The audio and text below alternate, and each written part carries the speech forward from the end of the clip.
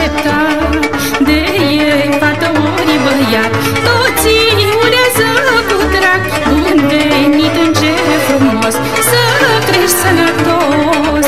La toți copiii din lume dă-le, Doamne, numai bine, să crească toți fericiți lângă-i lor părinți.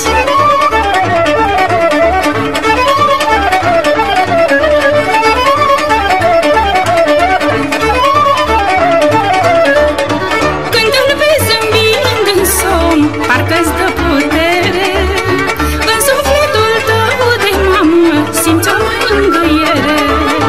Nu-i bucurie mai mare ce omul o simte, ca ziua aceea în care devine părinte. Atunci când sădești un pom și crești un puiuț de om, știi bine că în urma ta rămâne ceva. La toți copiii din lume dă-le, Doamne, numai bine, să crească toți fericiți lângă-i lor părinți.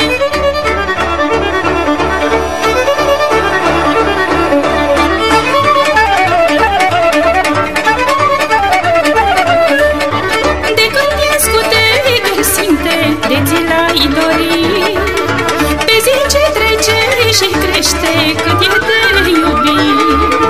Dă, Doamne, și celor care cu lacrimi fierbinți te roagă mulți ani la rând să fie părinți. Copilul te împlinește și omul e fericit, știe pentru ce trăiește, pentru ce-a muncit.